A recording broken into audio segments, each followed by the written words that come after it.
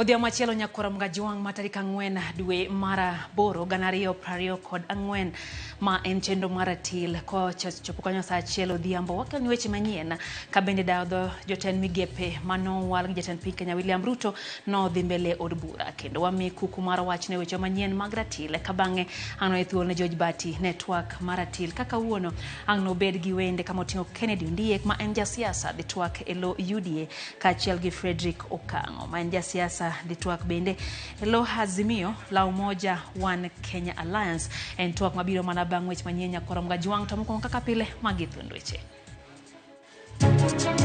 Na wito wuoda kaachiel gi nyamin chiege mabe nodhi konye golo gik moko mach nowang'o gi tema ne githo gi duto. Anyuola manyo mach wang'o wedegi e chiro matoi pod ni kod lit e kinde ma johala bende medo manyo yore mag amalo kendo bang' masira makamano. Nobody has come to take any statement from me, so I don't know what I'm being accused for, because I'm also just seeing it in the papers as you are seeing. Governor machon ma Kakamega Wycliffe Oparanya odadhoge gi od bura wi lemo mar ten migawo mar Saga ka otuo dhoge ni onge mibadhi mora mora mamiene. Atino se kelo demokrasi o Mabei County. Jokome nyaka jokome mag MCS mano oyier mamine. Oyier nikech Atieno gi Jakom. Omiyo Jakom ne wakwayi gi muolo. Ni yien wa monde miye mama. En wich barei ODM ka imanyo ji ariyo madhi bedo jolupo gai mar duond burano. Mine bende ogolo duondgi.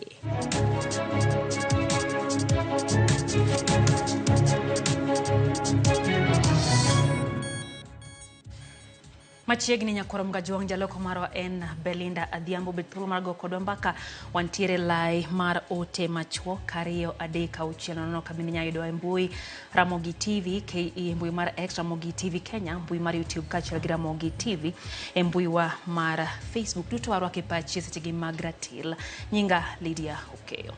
Chenro mar puodho jotend migepe mogwel no dhi mbele kawuono kama mane en governor machon ma Kakamega kendo jalupo gai mar ODM Wycliffe Oparanya no chopo nyim komiti madayo dho jotend migepe mogwelgo. Weche mibadhi ma osebed ka itudo godo Oparanya no kelo mbaka kama no chiwe ler ni onge chieng' ma oseluonge mar ndiko dhoge ewi weche mibadhi gi duol mar EACC kabino lero ne gin mana weche ma igango ne kalore gi chung' mare e yor siasa. Olero ni oikore ma tayo migawo no kendo tego aguch hola mar Hustler Fund makinde mokalo yande okwedo. I, Wycliffe Ambetsa Oparanya. Mane en jalup jatend duond bura mar ODM Wycliffe Ambetsa Oparanya no chopo nyim komiti mar od bura madawo dho jotend migepe mowal bang' ka nogwele kaka jatend migawo mar riwruoge Saga mapachuka. Thank you, Chairman, Mr. Speaker. Oparanya ma bende ne en governor ma county ma Kakamega kuom higni 10 olero ni nengo mwandu ma en go en siling milion 600. Ne obedo gi thuolo mar yo weche ma itudego mag mibadhi gino manomiyo duol makedo gi mibadhi e pachoka EACC chwalo kone komiti no ni Oparanya okromore gi bedo jatend migawo kaluwore gi weche mibadhi mamiene. I have served diligently for 10 years. I've been a minister for 5 years. We have had audit reports. This audit report, there is no report that pointed on me as being a corrupt person. EACC tudo Oparanya gi tiyo marach gi apisi mare luoko mar omenda kotawo chenro mag county ataro mar chike mathuruka gigo ma Oparanya okwedo kowacho ni e kinde manotiyo kaka jatend migawo mar chenro mag piny owacho migawo mare manotiyo maberie mogik kendo kata county ma Kakamega norieny lwete kaka governor. When I was Minister for Planning, the ministry was voted the best performing ministry. You can look at your records. When I was governor, everywhere they are saying where revolution is working is Kakamega. Oparanya olero ni onge mibadhi mora mora mamiene kaluwore ni kinde mane EACC omonjo dalane ne gidwaro ng'eyo tudruok mane en go gi jatend ODM Raila Amolo Odinga e kinde mane ibago ng'anyo makwedo sirikal e pachoka ka bende ne openje ka en kod bunde moke dalane kod kuonde manoyude omenda mag siro ng'anyo makamago kowacho ni onge wach mibadhi mora mora mane apisa go penje ka bende olero ni onge chieng' moseluonge ndiko dhoge ka EACC. And when they came to my house, it was even not about corruption. The first question they asked what business do you do with Raila Amolo Odinga? The third question I was asked, that where do you get money that you fund demonstrations? Nobody has come to take any statement from me. So I don't know what I'm being accused for, because I'm also just seeing it in the papers as you are seeing. E kinde mokalo Oparanya kaachiel gi kweth maketo piny Tesre osebedo kakwedo chenro mar pes hola mar Hustler Fund, gino makoro kete akirikiki kaluwore ni omenda mag Hustler Fund dhi bede migawo mare ponono ni komiti no puodhe. I think this fund, if well managed, is a fund that will take our people from poverty. The only problem through my briefing, the only problem is that this fund was launched in a hurry without proper legal structures in place. Oparanya ochiwo ler ni chenro mar Hustler Fund ne ok oket ne chike mowinjore manyalo tae ma okonyo ganda ka koro singo loso chike mabiro tawo chenro go ponono ni opuodhe kaka jatend migawo no. If you approved my nomination, the first thing I will do is to make sure that there is a proper legal framework. There is a board. A board has just been put in, but there is no even staff. So to ensure that there is staff that will manage this particular fund properly. Jakom komiti no Moses Wetangula olero ne oganda jo Kenya ni onge bura mora mar njore ma apiso kwach kich ne goyo Oparanya omiyo apis no osepuodhe ka koro ting odong ne komiti no mar yiero ka obiro bedo jatend migawo mar riwruoge saga mapacho kata oyo.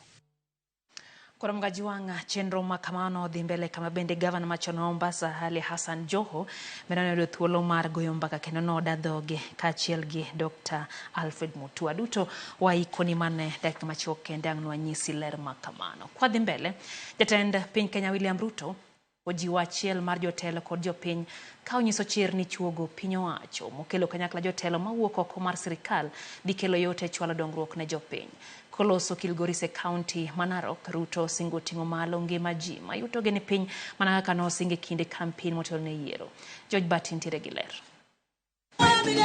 E kinde alama Jumapil Kilgoris County Manarok, jatend piny William Ruto dhi nyime pako kang' mar chuogo sirikal moting'o jotelo mawuok e duond buche mamoko ka okoni jotelo koro nyaka ti kamoro achiel kendo chopo dwaro mar oganda jo Kenya okang' ma opaki kod jaod bura ma Emuru Wadi Kir Johana Ng'eno ma okoni kelo kweth mag Raila machiegni biro konyo serikal riembo chenro mage e yo makare. Sasa hizi tumeunda serikali ya kila mtu. Hakuna mtu sasa ya kulalamika.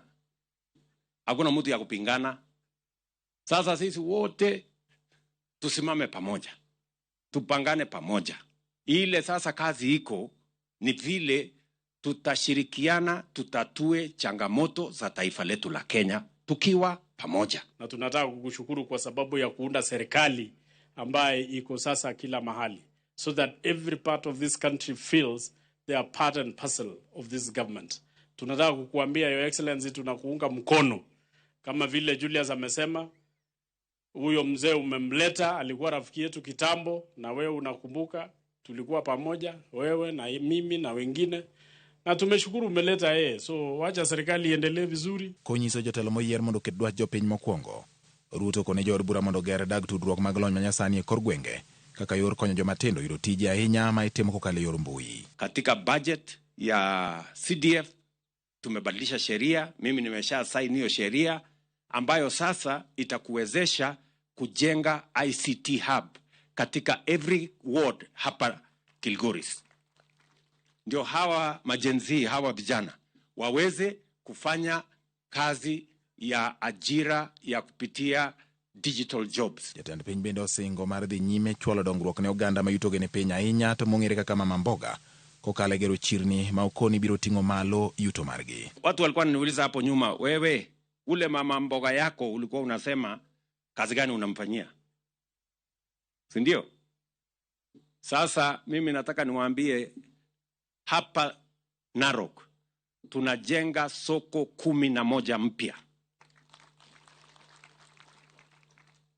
Na tayari karibu 9 imeanza kujengwa. E kineno jaod bura ma Narok West okwayo jo Kenya mondo kik yie piny olwar e bugo kendo gimak kwe gi lwetgi ariyo ka olero ni ma eyo manyalo nyago lemo e konde duto mag piny Kenya. Juzi tumekuwa na maneno katika taifa la Kenya, na tunashukuru Mungu kwa sababu kupatia wewe hekima na maarifa and the wisdom, Kenya tumekuwa na utulivu. And I want to call upon all leaders that we treasure one of the greatest resources we have as a country called peace. Tunaweza kuwa na mafuta, tunaweza kuwa na dhahabu, tunaweza kuwa na mambo yote, but without peace, hiyo mambo yote inakuwa bure. Ka jotelo medo kwayo jopiny mondo nyakwe, ting' pod ni kuomgi mondo giloki yore ma gitayo godo Kenya ka giketo dwach jopiny mokwongo kendo tayo chenro magi e yor ratiro. George Bati, Ramogi TV. Pod en lit kod kuyo ne familia mar Jang'wen manyowang' e masira mar mach e chiro matoi mantie Kibera e buore ma Nairobi. Familia go medo nyiso lit ma gin go bang' masira no, ka bende jo ohala pod ntiere kod achiedh nade bang' wito mwandu e masira ma kamano manyo timore e Kogwen Manyoro. Kaka jafwambo marwa Efi Nyakedi leronwa, seyo imedo luwo ne tend kaunti ma Nairobi kuom rem chiwo kony e kinde ma masira mar mach no timore e chiro ma kamano.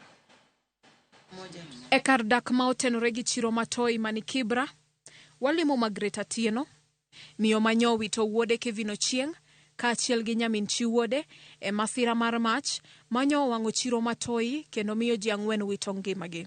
Margaret yangonwa ni masira no nyo yudo Kevin e kinde mane odhi reso mwandu minode e chiro no bang' mach muoch. Na wito wuoda kaachiel gi nyamin chiege mabe nodhi konye golo gik moko. Mach no wang'o gi te mane githo giduto.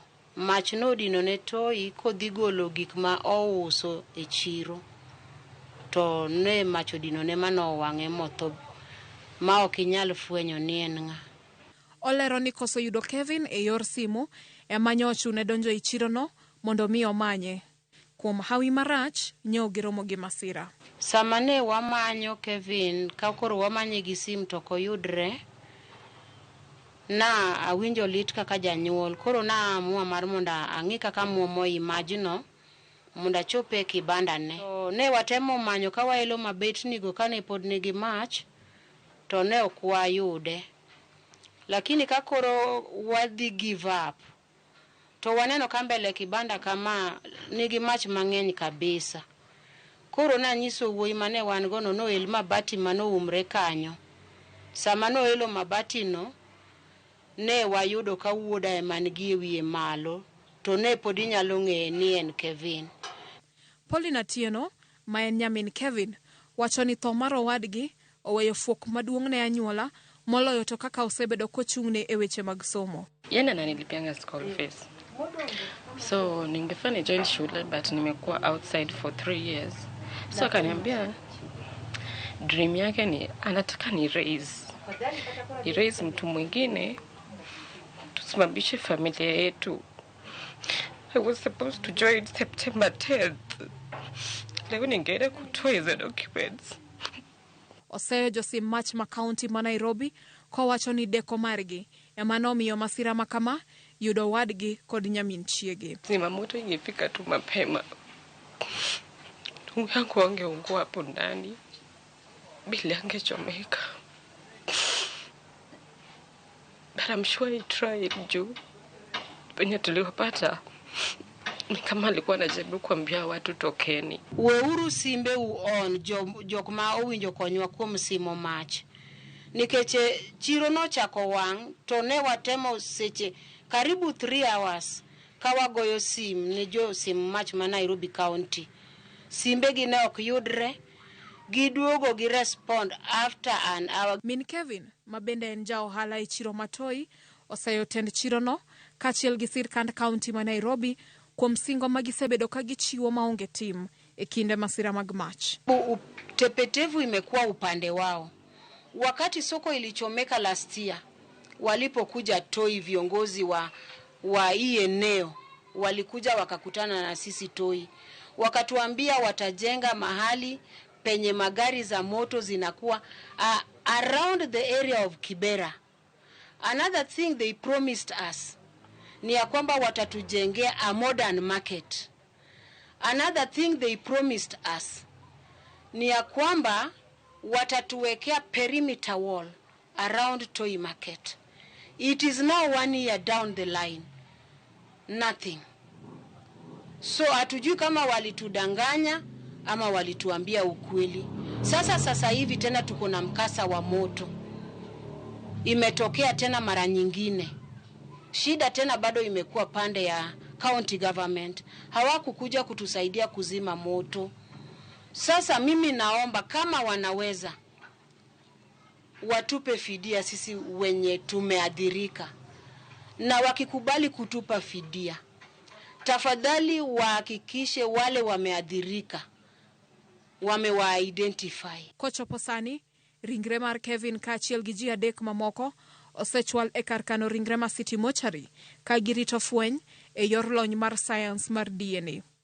Ma timore ka e chiro Matoi, chenro mag ohala nokodhi nyime kaka pile, ni mar kuonde ohala odong' pap kendo mwandu magi bende olal nono. Moko kuomgi manyo geno manyien tok masirano makoro wegi kod lal maduong'. Odiochieng' achiel tok mach wang'o chiro Matoi, moko kuom johala osechako gero manyien kuondegi mag ohala ka kwayogi maduong' en mondo miyo sirkand kaunti ma Nairobi ogernegi chiro manyasani. Efi Nyakidi, Ramogi TV, Nairobi.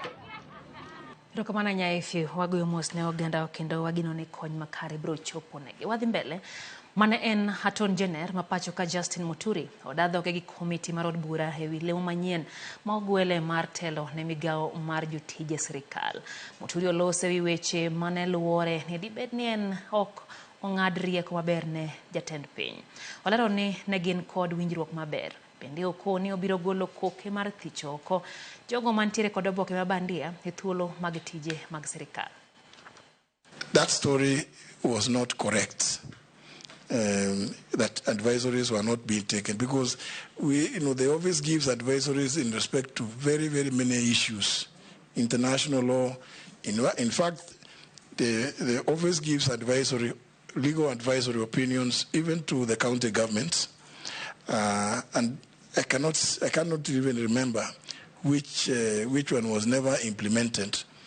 If there was anything that may have perhaps not been implemented, could have been maybe the things that we advise ministries, because as perhaps the members will know, the Office of the Attorney General is signatory to every cabinet memo that is generated by every ministry. And on occasions, we've had to return very many memos to the various ministries, and I've had to issue a circular to all ministries. Uche mag DAPK, Jubilee kod Wiper wacho ni gibiro siro lwedo Kalonzo Musyoka ne laro kom tenda piny Kenya e yiero maduong' mabiro. Telogo wacho ni sani Kalonzo hemodong' kaka jatend kweth makwedo piny owacho. Bende wacho ni kinde ochopo mar riwore gi gwenge mag masawa mar piny Kenya. Jotelogo osingo ni gibiro tamore dwaro mag thicho oko jalup jatend piny Kenya Rigathi Gachagua e kom mare. Ne gilose kaunti ma Kiambu. Tutaendelea kusimama na wananchi. We remain the loyal people's opposition kuendelea kuwatetea. Na tunaomba Wakristo mtuombee. Mwenye tumeachiwa sasa na mwenye tunatembea na yeye, because there must be an alternative to the things happening in this country.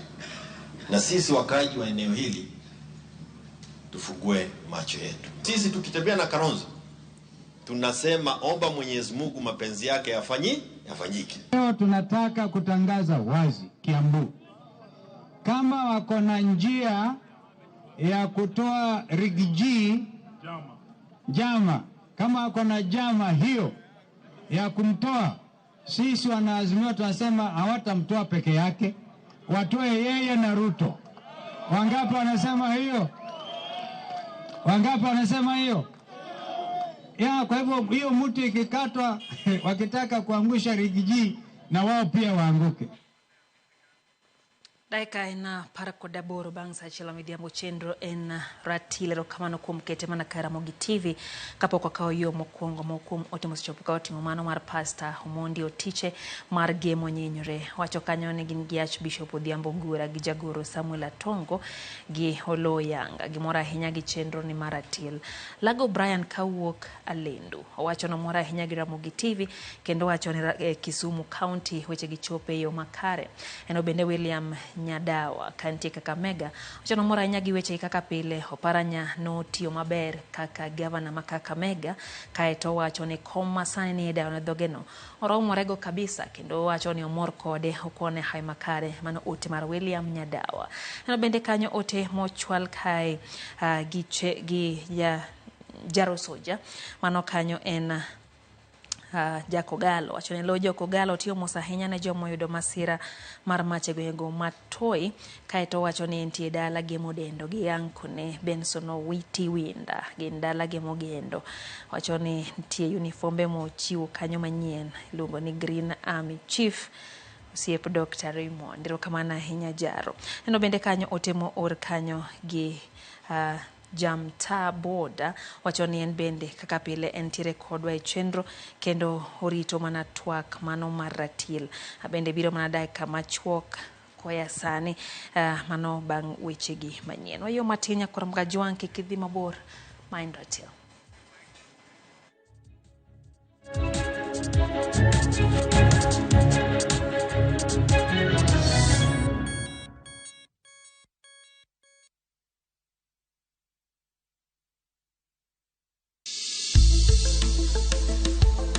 Gimawa en gima duong' moloyo. Nego beni wang'eyo kaka wadak, korka chiemo, exercise, nindo maber. Wakelo ni achiel kachiel lakteche man gi lony mar arieya e weche ngima dhano. Kikwa discriminate ne joma nigi ndulume to tikwa pandgi to ng'eyo en teko. To kodok korka ngima mar del, bedo gi ng'eyo nyalo kelo lokruok maduong'. Wacho ni kendo Ruth pile ni e penj laktar kaindi chiemo watiyo godo mondo wageng tuoche. Wabiro wuoyo gi ji e yo mabiro mulo chunyi kendo miyo pachi yawre. Obwongo gi del gin ga gigo motimre nade moriwore. Koro gimipidho obwongo mari luwore gi gino mipidho dendi. Riwri kod Ruth Otieno e penj laktar. Wuok tich nyaka tich abich saa 12 odhiambo mane Ramogi TV. Penj laktar. Ngima en mwandu.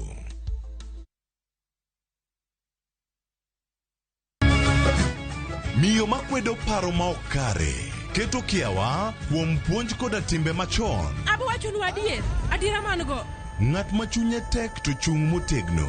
Ber ahinya ka ng'ato chung gadier kata ka diera mochung godo no boterelo. To gik musiko timore ngimane miyo bedo gi kuyo kod penjo mang'eny. En ang'o marach kodi? Penjo ng'ama noketho gimoro amora. Gik mane osebedo kopandi koro fwenyore ayanga. Odiochieng' ma kawuono ni anabiro nyiso Sarabjit gimoro amora. Hera mane en go kuom joode miyo temo umo gi yore te. Asayo ni kik utim kamae. Kata ka onenore ojaketho. Mak mana ni an abiro timo gimoro amora manyalo mondo aler nyinga. Ma en sigand hera. Onge ng'ata ng'ata piny kae manyalo chalo gi Sarabjit. Wan watugoga, wanyieroga, to bende wan wadhaoga. Choti Sardani. Wuok tich nyaka ngeso saa 2:15 otieno mane Ramogi TV.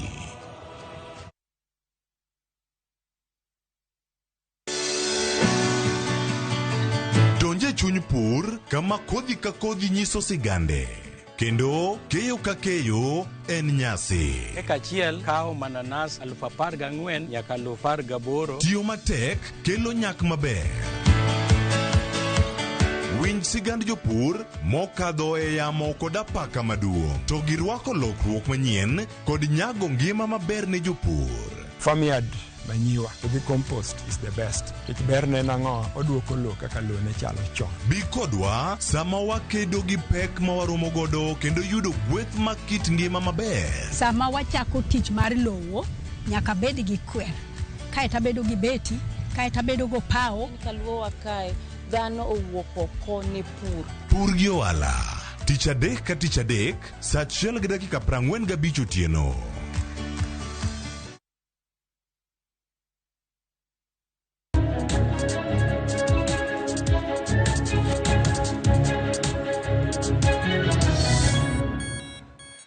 Machiegni kendo nyakorom Gajuang ma en ratil wadhi mbele gi weche manyien. Gavana machon ma Mombasa Hassan Ali Joho lero ni en kod rang'iny mar somo ma orome tayo migawo mar dongruok ma wuok e mwandu mag buolo kod alwora mag nam. Jo mocho penyim komiti mar od bura mondo mi none e wi lew makamano koni en kod chia mar telo kendo odhi kelo lokruok mag okenge kod chike mondo mi ota seknano oa malo. Kaka jafo mar Walter Nyambaga leronwa Dr. Alfred Mutua bende no dadhoge ne lemo mar migawo mar Liba kama owacho ni odhi medo kwan jo Kenya madhi manyo tije pinje maoko nyaka 10,000 juma ka juma. Kachich kendo korka cham Aliasan Jo nyono mus kendo dhenyore kom mosechwake kod kamiti mar od bura mochwe kom kod Moses Masika Wetangula kaidayo dhoge ne lemo mar jatend migawo mar mula mikunye bolo kod ochumi e alwora mar nam. Recite the oath. Kapok odeko liet mar kom ochakore kod somo man en gavana ma Mombasa Aliasan Joho maweche osedeyo ni sombe puot kata kamano. Jo koni kata obedo ni ne othecho duoko mar dimugol e sekondar oserie nyake mbalariany kendo en kod digri 2 kendo medo jiwo sombe. We want to ask him to clear this matter because this matter it comes up during elections and goes down after elections. It comes up during elections, goes away after elections, you win the election. We want to slay that ghost today here. Can you share with us from the beginning to the end how it went? I hold 2 degrees that are before you.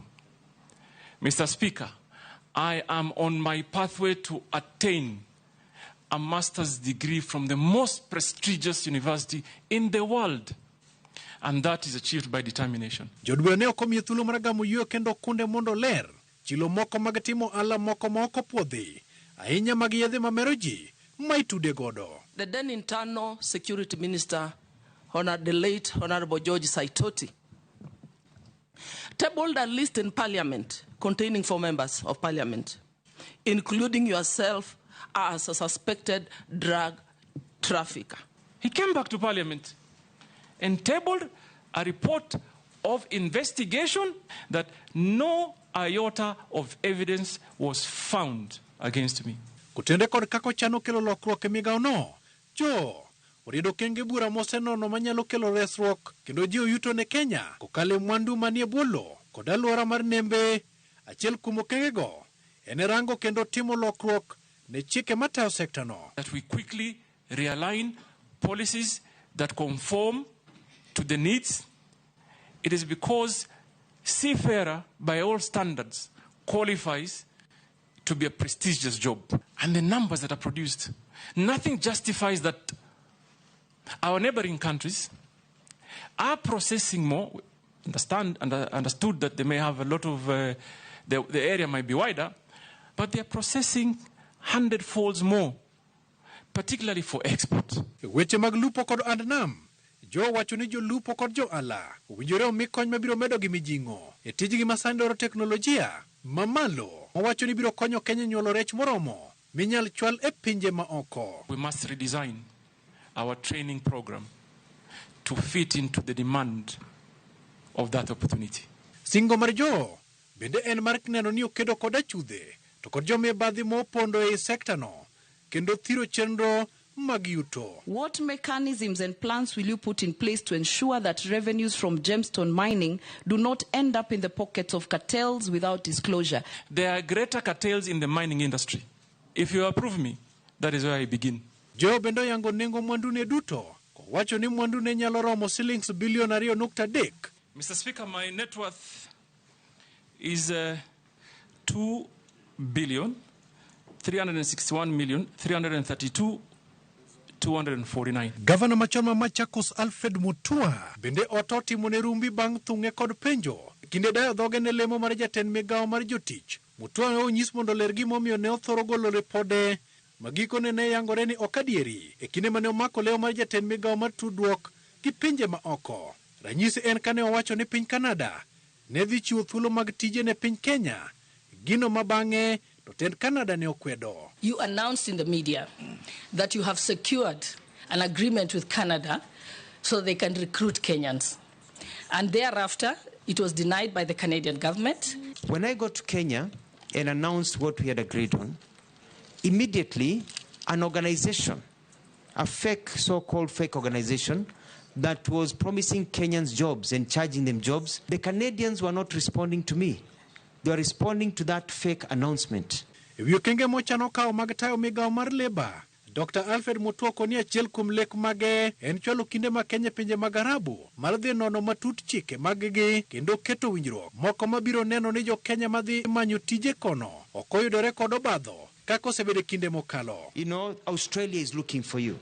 So we are going to make sure that people are able to know that regardless of the field you are in, nurses, doctors, people are looking for Kenyans to be able to work. Mutua osingo ni obiro neno ni omedo kwan mag jo Kenya madhi pinje ma oko nyaka 10,000 juma ka juma kendo dhi tudre kod jo od bura eneno ni kwan no yudore. Mutua kone kamitno ni nengo mwandu ne osemedore kod shillings milion 42 yare gamale 2022 kowuok milion 420 nyaka milion 462. Net worth is 462 million shillings. Walter Nyambaga, Ramogi TV. Ng'welaro lemo mar ji ariyo mowinjore umaka leo mar jalupo gai mar ODM medo chwakore kamine mag ODM pod ramo ni owinjore kik wegi oko e kinde ma itimo yiero makamano. Gavana ma Homa Bay Gladys Wanga, Gavana ma Kisii Simbarati, Gavana Mombasa Abdul Somad Nasir duto oseyangore ni laro leo makamano. Moro ka moro yoyo korka kore. Jafwamb marwa ma Homa Bay Halia Beach nitiere kod ler.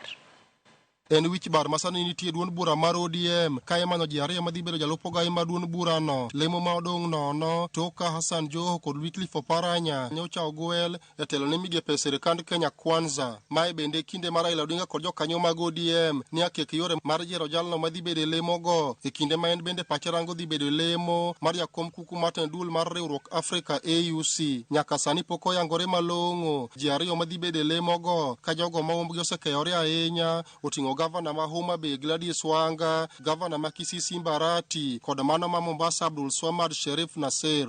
Mine mag ODM e counties ma Kisumu, county ma Migori, Homa Bay kod mano ma Nairobi osegolo duondgi kendo yango negi siro Gavana Gladys Wanga ka MCS ma wakeni e counties go bende jiwo wach makamano. Nawakwayo ni deputy party leader monde menwa Mama Gladys Wanga. Ang'o momiyo wacho ni mondo mi Mama Gladys Wanga.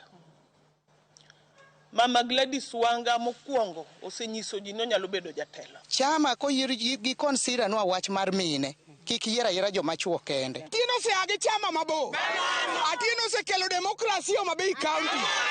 Jokome nyaka jokome mag MCS mano yier mamine. Oyier nikech Atieno gi Jakom. Omiyo Jakom ne wakwayi gi muolo.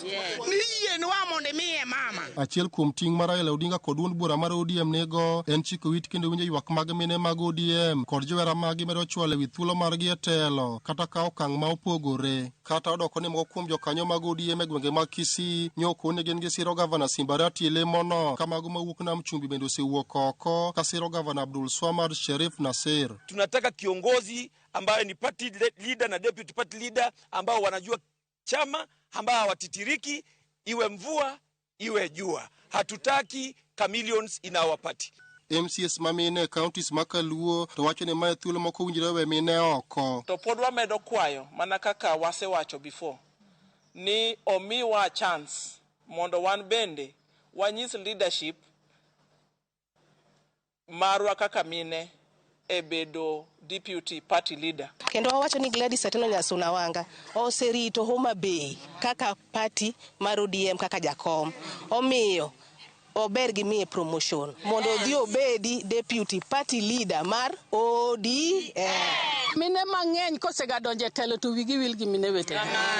To Gladys Atieno Nyasuna Wanga kano donje telo to seriwo wakanyakla oseketo wakanyakla gi hera mang'eny maonge gima oselalnwa. ODM, it is high time we had a deputy party leader as a woman. And the woman who has come out exclusively is Gladys Atieno Nyasuna Wanga. Please consider her for that position. Kenjo madang ne pach jokanyo mag ODM ka otelo kod Raila Odinga en ni dibedi wuok mare ka odhi e kom mar AUC nyalo chune ni nyaka owe chien achiel kuom jotelo makaluo e lemo mar ogai to dibedi ni ODM wang' nyalo bedo kod geno mar keto ng'ama miye lemo ma jalupo gai. Halia Beach, Ramogi TV.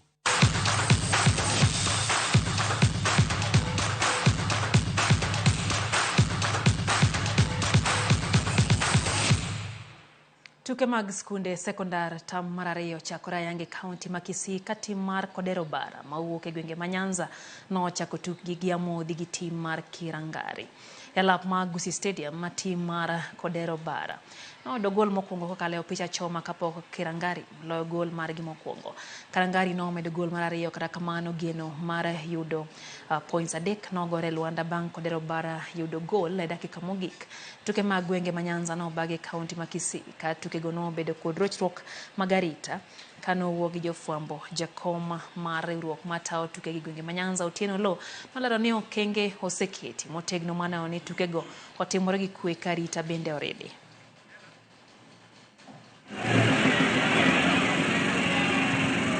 Tunaongea na county security, ofisa wa security wameongezeka na ruda kubalia fast kuingia ndani ya kiwanja. Tumeweka zile pegs, tukazunguka kiwanja, mashabiki wana palipopa kukaa na kusimama. Hawatakubaliwa kuinterfere na michezo zinapoendelea.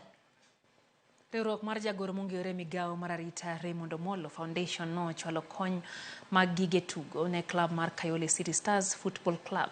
Kony mane club no yudo noting'o lewni manyien mag tugo kaachiel gi mago mag jokudh firimbi, wuoche mag tuke kaachiel gi gloves mag jogol. Kony ma riwruogno osebedo kachiwe kor gwenge ma pacho ka en mar miyo rawere thuolo mar gero mich margi kendo gologi e timbe mag maundu. Kano wera Ramogi TV e kinde mano chwalo kony makama e kadak ma Kayole, Michael Odari ma en coordinator mar riwruogno nolero ni lek magingo en chwalo kony ne jotugo kaachiel kod klepe ma onge nyalo kamane yorno makende manyalo yoro rawere tuke opogore opogore.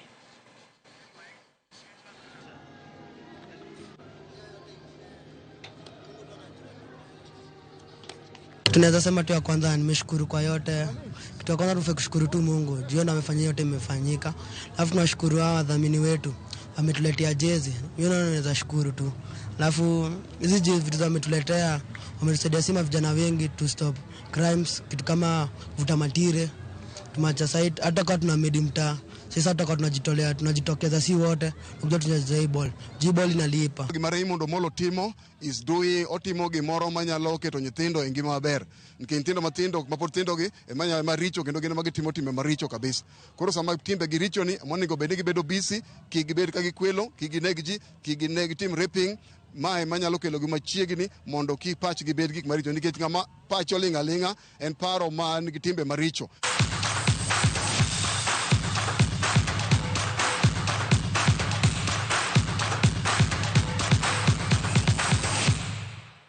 Kanye mwacheke kidimo kongo mara tilo kamano kumkete mana kara Ramogi TV wewe thuone George Bati gitwak mara tilo wasabido kijalo ko mara Belinda Adhiambo nyinga Lydia okay horiti masane.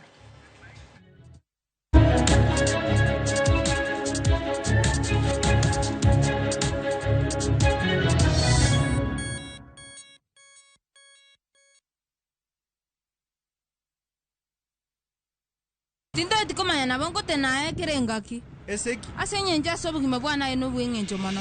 It's a love story like no other, where jealousy and pretense are obvious between Pragya and Suresh. We bring you Kumkum Bhagya in Kisii. Wow. Watch the drama unfold as Pragya is set to marry another man. Muswati omuntu arumu yakombwa ani mambi nochote bumusani onomu yakombwa nandi mambi ndi nochote byamati ani nenkia. Watch this beautiful love story of Kumkum Bhagya in Kisii only on Viusasa. Dial *487*1# or visit viusasa.com to renew your subscription. Wanchimbwa maiso ko mio yetamanya ini.